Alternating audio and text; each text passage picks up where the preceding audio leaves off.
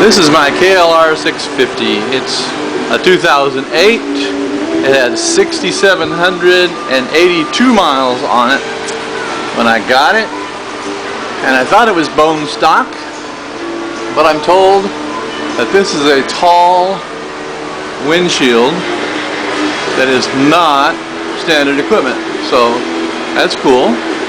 Today, on this 2008 KLR650, I have 8,281.8 miles on it, and the oil was changed just before I bought it, so today I'm going to give it my first oil change. So on this bike, it takes a 17mm socket or wrench to take off the oil plug, and I found a 17mm socket in my toolbox and a 1/2" drive wrench. Okay, broke the nut loose. I'm going to take it out, wearing neoprene gloves so I don't get covered in oil.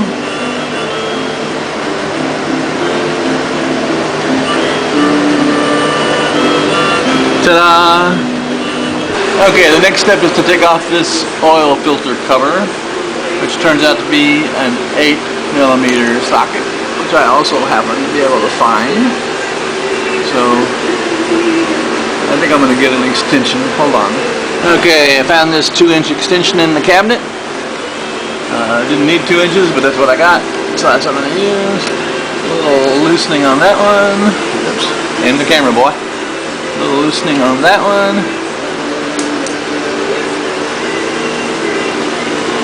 Remove the screws. Oh, I said these were neoprene. They're nitrile gloves. I don't know the difference, but they're cheap at Harbor Freight. Keep my hands clean, and that's what I bought them for.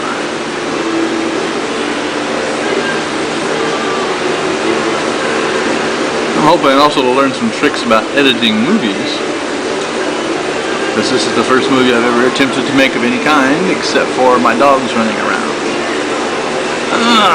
Okay, that's not going to come off easily, so I'll be back. Okay, so what I did was put the screwdriver underneath that tab right there and gave it just enough pressure to move the screwdriver because I didn't want to break the tab off.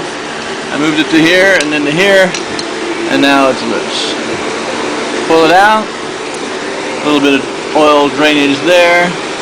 Let me get a paper towel.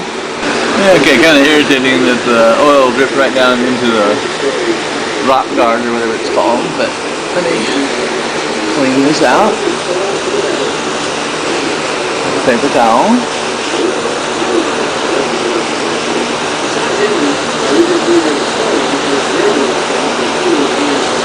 And see if I can get a hold of that oil filter. Awkward. Okay. Grab my trusty screwdriver. Insert it just a little bit of sideways pressure. And pull that out of there like that. Drop the whole thing into the sump, but take this little part out. Set it on the paper towels. And then we get some more paper towels and wipe that out some more. Okay, at this point I decided to change nitrile gloves. There was nothing wrong with the other set as far as protecting my hands, but for the sake of the camera I decided to change. Now the new oil filter I've installed, a little center pin here. I guess I'm not going to get it out. It has a taper that goes in. The oil filter itself doesn't really matter which direction it goes, it's symmetrical. Putting in a new KN123 filter, the one that came out said HF123, hopefully that's not Harbor Freight. But now I'm ready to put the cover back on and put 2.5 liters or 2.6 quarts of oil in. Okay, I've got the bolt started by hand. Now I'm using the socket with the extension on it to snug them up.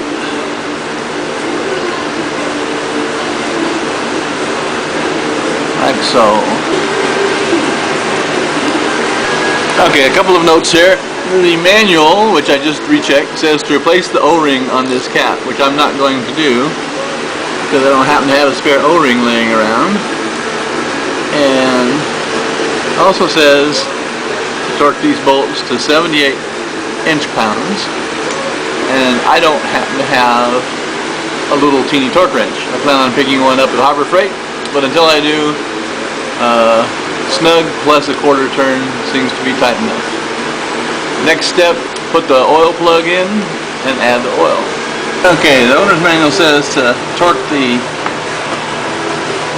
oil plug to 29 foot-pounds. So I do have a torque wrench here, but it's going to take both hands, so back to you in a second. Okay, here I am, set to 29. This is a click type torque wrench.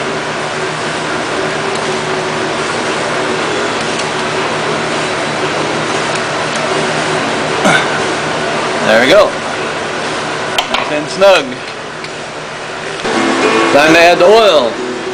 I went to Cycle Gear, and the man assured me that Mobil 1 fully advanced full synthetic motor oil was the best oil available.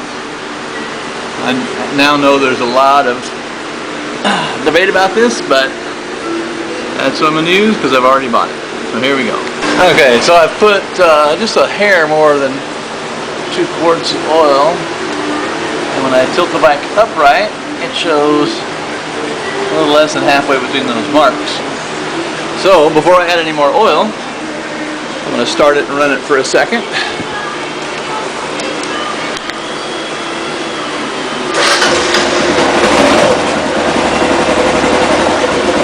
And let it get into the filter and everything, and then I'll add the rest. Little markers on the side tell me when I've got a half a quart or 500 milliliters. The book actually says it holds 2.6 quarts, 2.5 liters. The difference between a 2.5 quarts and 2.6 quarts is minimal, but I did have a little left over from when I added oil because it used a little bit of oil since I bought it, since the last oil change. So I put that in, giving me exactly 2.6 quarts. Now I'm going to put the filler cap on and go for a ride. The age-old question of what to do with the old oil. Well, I take the oil filter. In case you're wondering why I've got a fan on, it's because it's 102 in Phoenix today. Anyway, I take the oil, put it in this paint bucket, which I can do by myself, and then I take the paint bucket through that funnel, put it back in the old can, and take it down to get it recycled when they have oil recycle day in the town I live in. And there you have it. Have a great day. Thanks for watching. One thing I forgot to add, all that pesky oil that leaked out. A little brake cleaner